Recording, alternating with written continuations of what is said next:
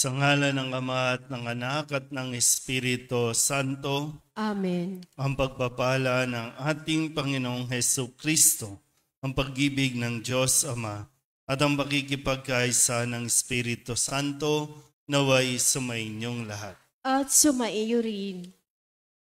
Mga kapatid, tinipon tayo bilang mga kaanib na angkan ng Diyos. Kaya dumulog tayo sa maawaing Panginoong nagpapatawad ng lubos. Sinugong tagapagpagaling sa mga nagsisisi, Panginoon, kaawaan mo kami. Panginoon, kaawaan mo kami. Dumating na tagapaganyayang mga makasalanay magsisi, Kristo, kaawaan mo kami. Kristo, kaawaan mo kami. Nakaluklok ka sa kanan ng Diyos Ama para ipamagitan kami. Panginoon, kaawaan mo kami. Panginoon, kaawaan mo kami. Kaawaan tayo ng makapangyarihang Diyos. Patawarin tayo sa ating mga kasalanan at patnubayan tayo sa buhay na walang hanggan. Amen. Manalangin tayo. Ama naming makapangyarihan, ang sanlibutan ay iyong binabago sa mga pagdiriwang namin ng iyong pagsagip sa tao.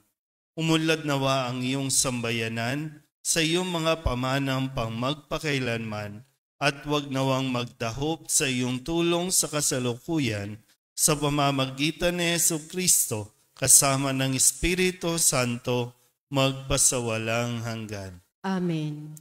Maupo po ang lahat.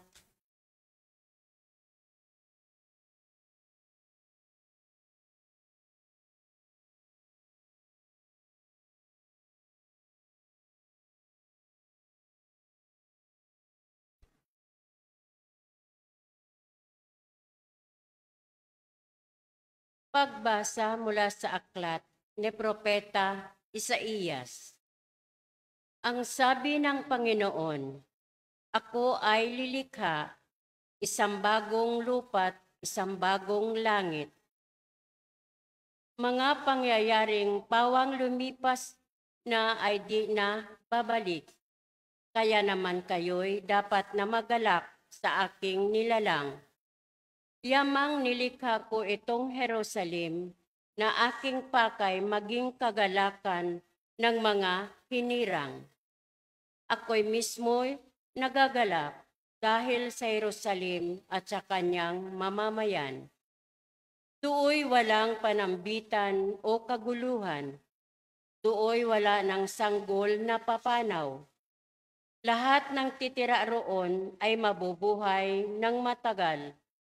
Ituturing pa rin na kabataan pa ang edad 100. Ang hindi umabot na gulang na ito ay pinarurusahan. Magtatayo sila ng mga tahanan kanilang titirhan. Sa tanim na ubas ay sila ang aani. Ang salita ng Diyos. Salamat sa Diyos. Salmong tugunan ang ating pong itutugon. Poong sa aking nagligtas, ang dangal mo'y aking galak. Tayo pong lahat. Poong sa aking nagligtas, ang dangal mo'y aking galak. O Panginoon ko, sa iyong ginawa, kita'y pinupurit, ako'y iniligtas. Kaya kaaway ay di pa nakuhang matuwa't magalak. Mula sa libingang daigdig ng patay, hinango mo ako at muling binuhay. Ako na kasama nilang napabaon sa kailaliman. Tugon, Poong sa aking nagligtas, ang dangal mo'y aking galak. purihin ang poon. Siya ay awitan ng lahat ng tapat na mga hinirang. Iyong gunitain ang mga ginawa ng Diyos na banal. Ang kanyang ginawa ay alalahanin at pasalamatan.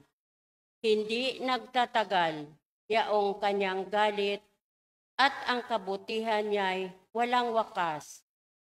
Ang abang may hapis at tigmak sa luha sa buong magdamag. Sa bukang liwayway ay wala ng lungkot, kapalit ay galak, tugon. Poong sa akin nagligtas, ang dangal mo'y aking galak. Kaya't ako'y dinggin, ikaw ay mahabag sa akin, o poon. Ako ay pakinggan, mahabag ka, poon. Ako ay dinggin mo at iyong tulungan. Nadama ko'y galak ng iyong hubarin ang aking panluksa. Sa pasasalamat sa iyo, o poon, ay di magsasawa, tugon. Poong sa akin nagligtas, ang dangal mo'y aking galak. Tumayo po ang lahat. Wika mo'y aming diringgin, wika mo'y aming susundin, wika mo'y aming tutupdin.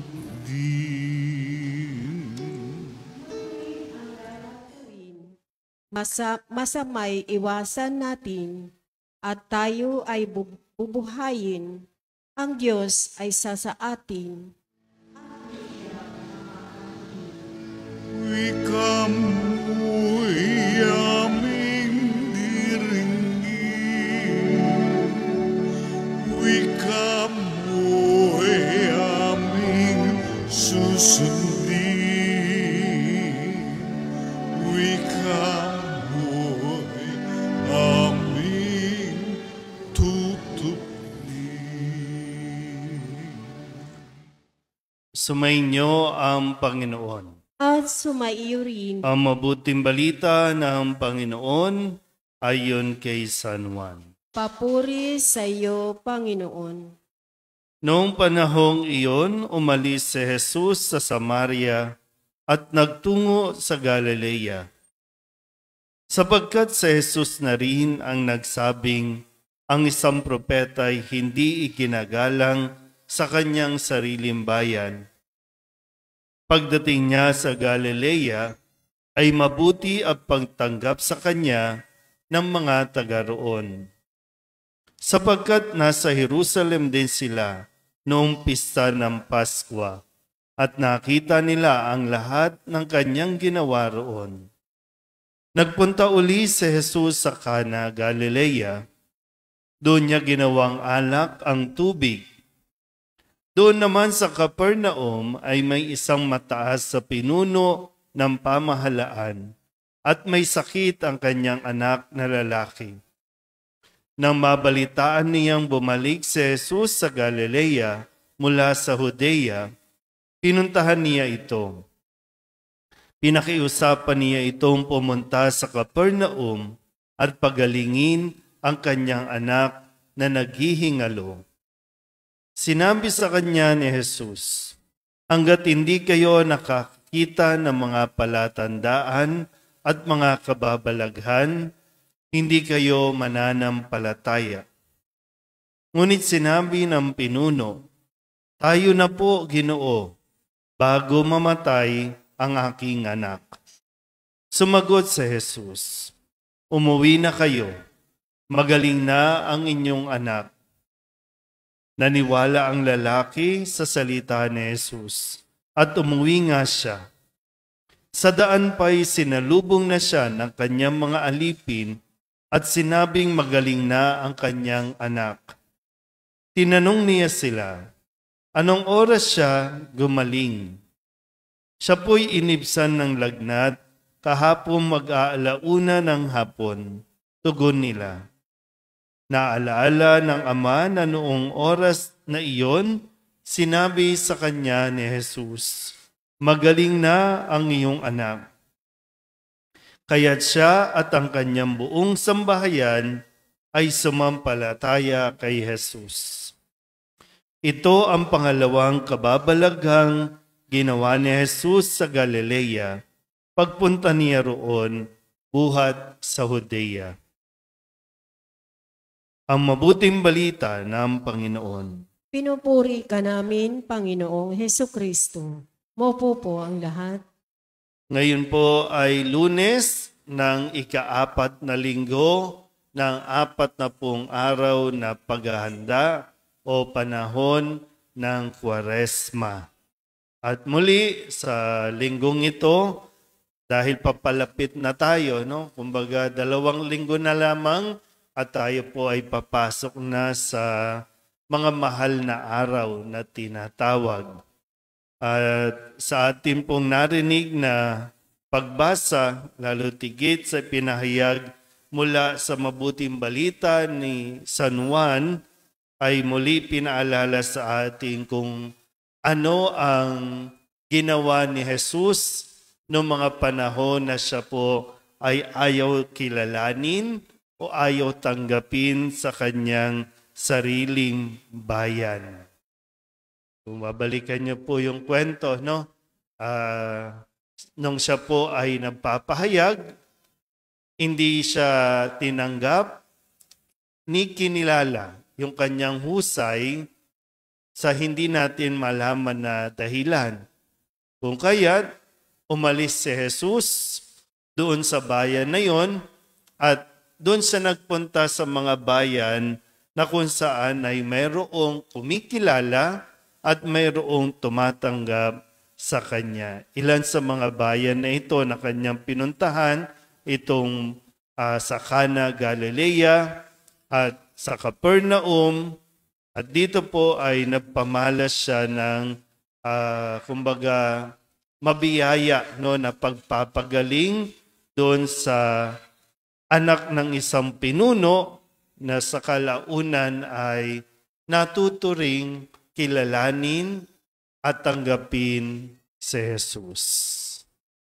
Makikita niyo po, no, yung kumbaga kailangan natin mas maunawaan kung ano yung mas mabuti at mas mainam na maging pag-uugali natin kaysa doon sa nananatili tayo sa pakiramdam na rejected tayo. Kasi totoo naman, no, mayroong manre-reject, mayroong tatanggap. So bakit ka mananatili doon sa ayaw sa iyo kung meron namang mga may gusto rin sa iyo? Nauubos yung parang marami na siguro tayong nasayang na panahon dahil lamang gusto nating igiit na magustuhan tayo ng mga grupo na gusto natin. Kaya hindi tayo tuloy nakakausad, no? Para bang marami pa sana tayong pwedeng natulungan, marami pa sanang tao ang pwede mong napasaya, ang pwede mong nahikayat, o kung ano mang mga mas magaganda o positibo, kaya lang masyado kang affected doon sa mga taong ayaw sa iyo. Tapos mamumuhay tayo sa kalungkutan. Tapos isip tayo ng isip.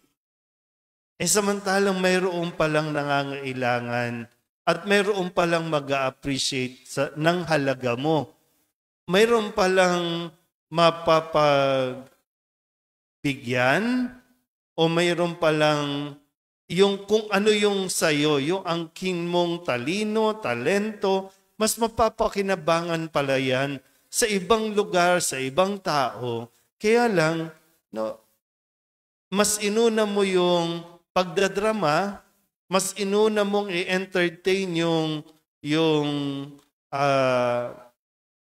emosyon na, ay, bakit hindi ako tanggap? Ano ba, pangit ba ako? Wala ba akong naitulong? Wala ba akong magandang ginawa? Wala ba akong sinabi? Kaya yan, namumuhay tayo sa kalungkutan.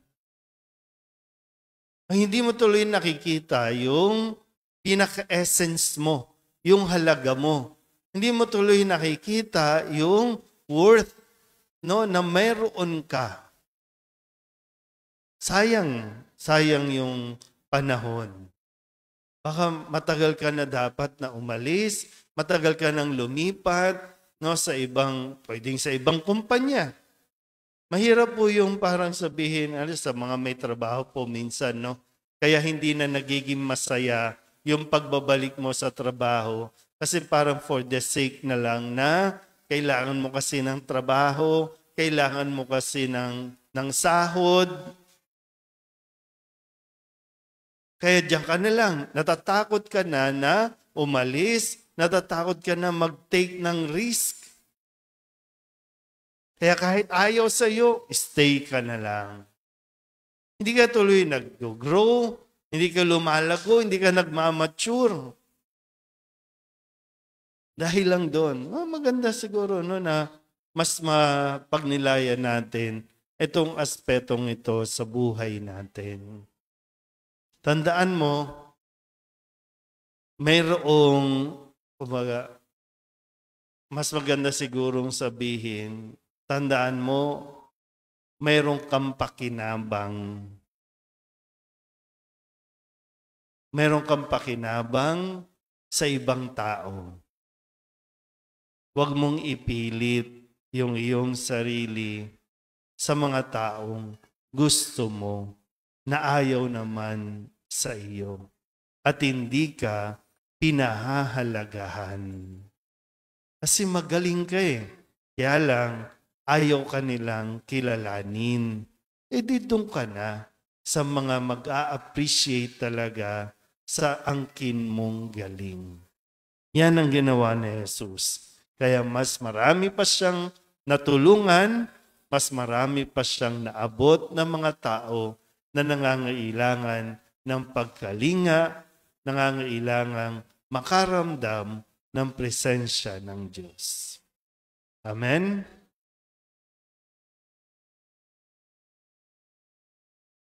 Tumayo po ang lahat. Dahil sa pagtitiwalang tutugunin ng Diyos Ama ng buong kalugod-lugod ang ating mga kahilingan kung tayo ay mananalangin sa Kanya ng may pananampalataya. Ilapit natin ngayon sa Kanya ang ating mga pangangailangan. Ang ating pong itutugon, Panginoon, dinggin mo ang aming panalangin. Panginoon, dinggin mo ang aming panalangin.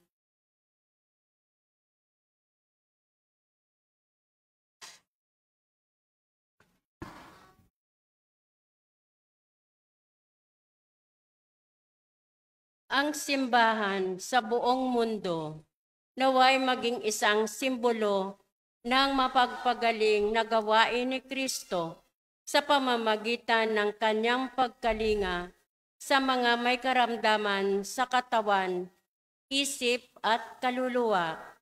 Manalangin tayo sa Panginoon. Panginoon, dinggin mo ang aming panalangin. Ang mga doktor, nurse at iba pang nangangalaga sa mga may sakit, naway magpakita ng habag at kabutihan ni Jesus sa pagkalinga sa pinakamaliliit na lipunan. Manalangin tayo sa Panginoon. Panginoon, dinggin mo ang aming panalangin. Itong Kwaresma, naway maging panahon ng paghilom at pagkakasundo para sa mga pamilya at pamayanan.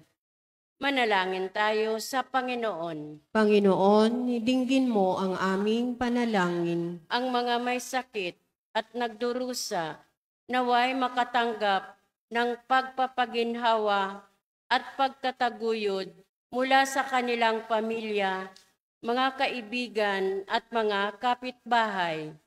Manalangin tayo sa Panginoon. Panginoon, dinggin mo ang aming panalangin. Ang mga mahal natin sa buhay na yumao na ay magtamasa nawa ng walang katapusan gantimpala bunga ng kanilang pananampalataya.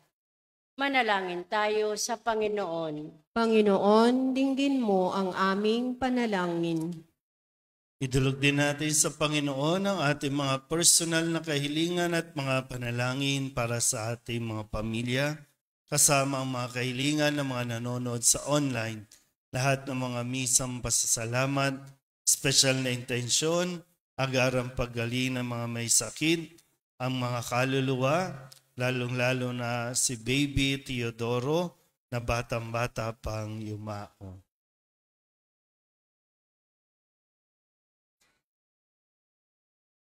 Ang lahat ng ito iniiling namin sa ngalan ni Kristong aming Panginoon. Amen. Maupo po ang lahat.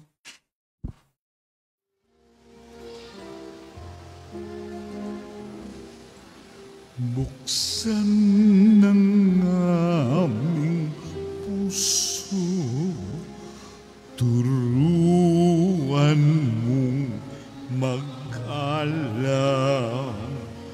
sa bawat pagkukuro, lahat ay makayakan.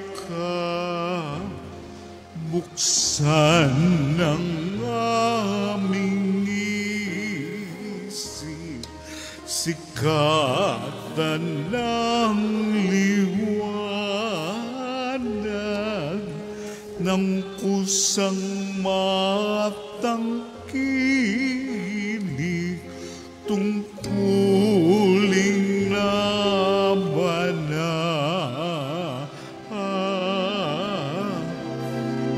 Buksan ng aming palad, sarili maialay. Tulungan mong ihanap kami ng bagong malay. Manalangin kayo mga kapatid upang paghahain natin ay kalugdan ng Diyos amang makapangyarihan. Tanggapin nawa ng Panginoon itong paghahain sa iyong mga kamay, sa kapurihan niya at karangalan sa ating kapakinabangan at sa buong sambayanan niyang banal. Ama naming lumikha, sa paghahain namin sa iyo, kami naway makapakinabang upang sa pagkadalisay ng aming pamumuhay sa sanlibutan, kami magkaroon ng pagbabago para sa buhay sa kalangitan sa pamamagitan ni Jesucristo kasama ng Espiritu Santo magpasawalang hanggan. Amen. Sumainyo ang Panginoon. At sumaiyo rin. Itaas sa Diyos ang inyong puso at diwa. Itinaas na namin sa Panginoon. Pasalamatan natin ang Panginoong ating Diyos. Marapat na siya ay pasalamatan. Ama naming makapangyarihan, tunay nga marapat na ikaw ay aming pasalamatan sa pamamagitan ni Jesucristo na aming Panginoon.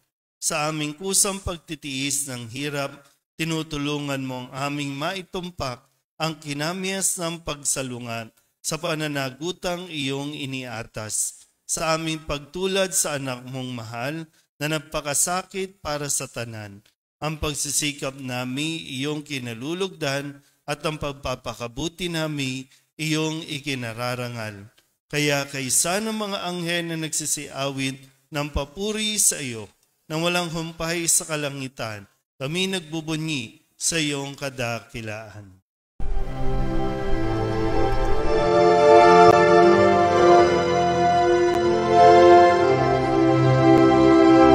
Santo, Santo, Santo, Panginoong Diyos makapangyarihan, napupuno ang langit at lupa ng kalwalhatian mo.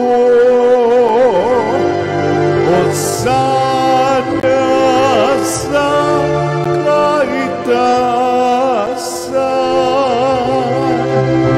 pinagpalang na paririto sa ngalan ng Panginoon.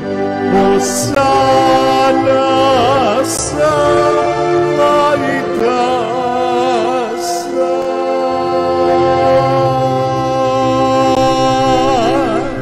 Ama naming banal, ikaw ang bukal ng tanang kabanalan. Kaya't sa pamamagitan ng iyong Espiritu, gawin mong banal ang kaloob na ito upang para sa aming maging katawan at dugo ng aming Panginoong Hesu Kristo. Bago niya pinagtiis ang kusang loob na maging handog, hinawakan niya ang tinapay, pinasalamatan kaniya, pinaghati-hati niya iyon, iniabot sa kanyang mga alagad at sinabi, "Tanggapin ninyong lahat ito at kanin, ito ang aking katawan na ihahandog para sa inyo."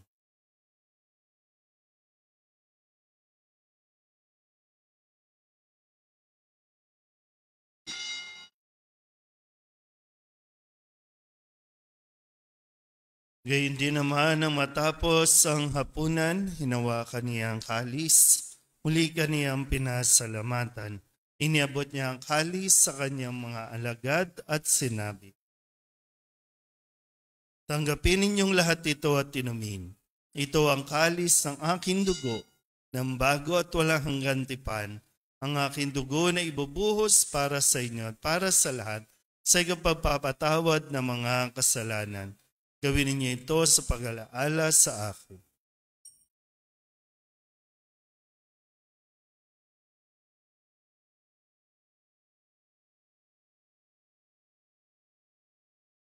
Ipagbunyi natin ang misteryo ng pananampalataya. Si Kristo'y matay, si Kristo'y nabuhay, si Kristo'y babalik sa wakas ng panahon.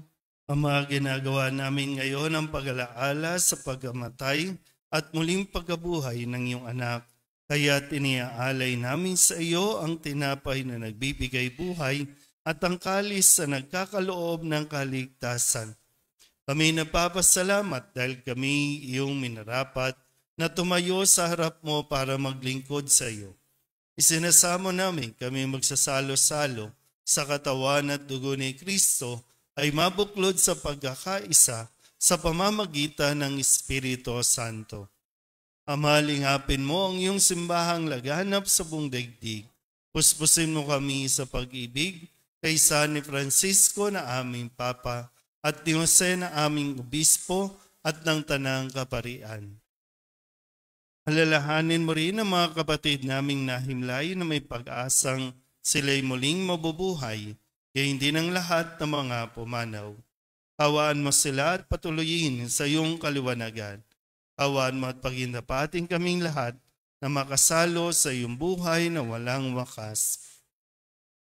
Kaysa ng mahal na Birhen Maria na ina ng Diyos, ng kabiyak ng puso niyang sa San Jose, kaysa ng mga apostol at ng lahat ng mga banal na namuhay dito sa daigdig na kalugod-lugod sa iyo, may pagdiwang nawa namin ang papupuri sa ikararangal mo sa pamamagitan ng iyong anak na aming Panginoong Hesu Kristo. Sa pamamagitan ni Kristo kasama niya at sa Kanya, ang lahat ng parangal at papuri ay sa iyo, Diyos samang makapangyarihan, kasama ng Espiritu Santo, magpasawalang hanggan. Amen.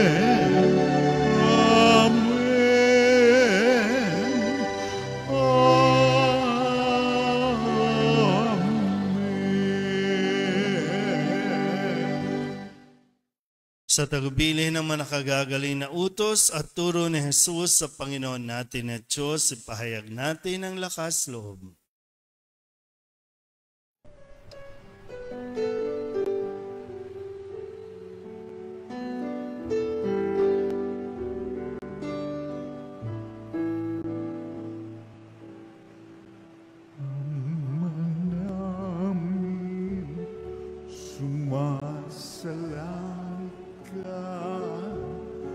Sambahin ang ngalan mo,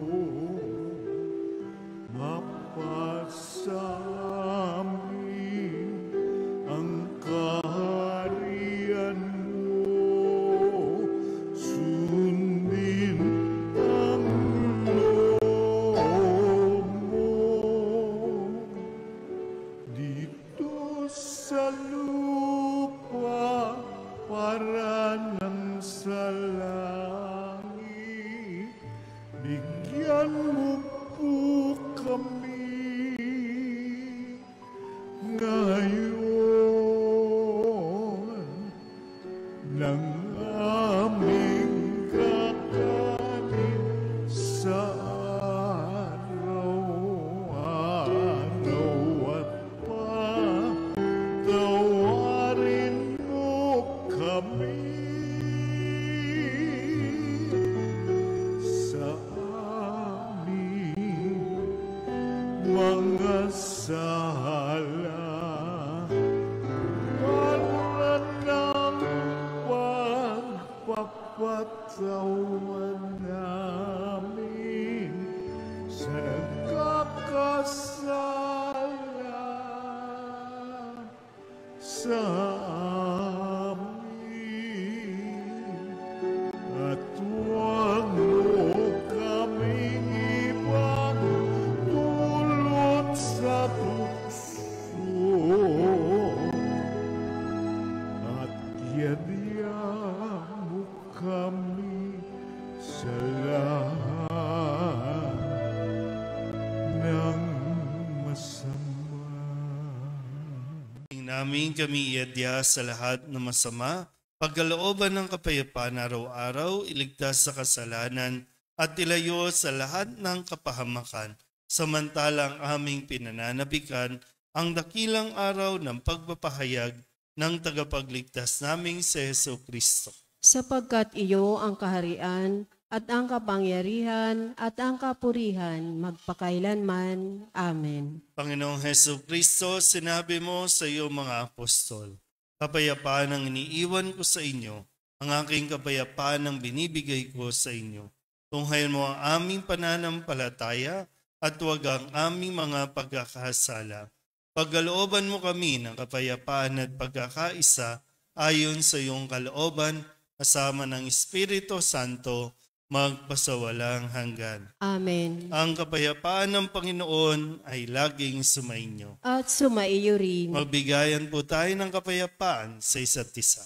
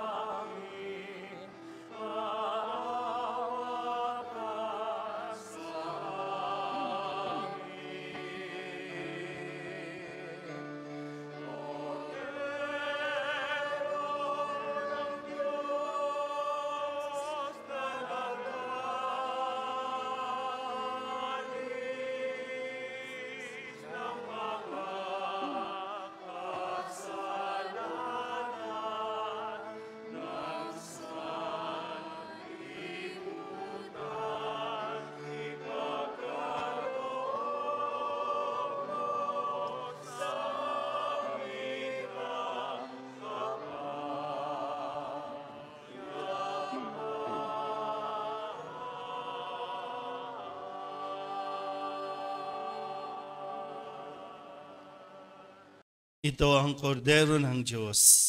Ito ang nag-aalis ng kasalanan ng sanlibutan.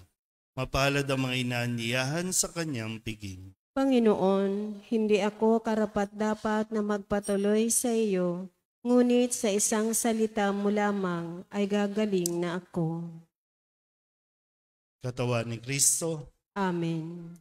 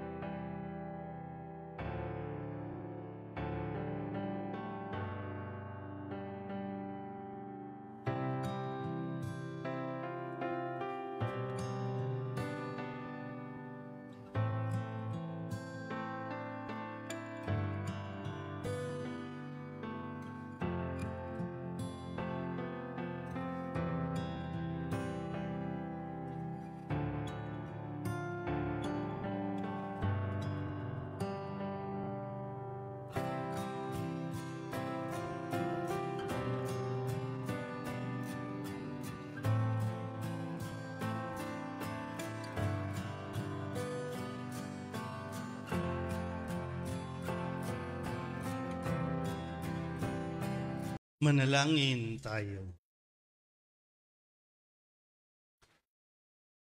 Ama naming mapagmahal, ang aming banal na pakikinabang ay siya nawang bumago at bumuhay sa amin at siya rin magpabanal at mag-akay sa amin sa iyong piling.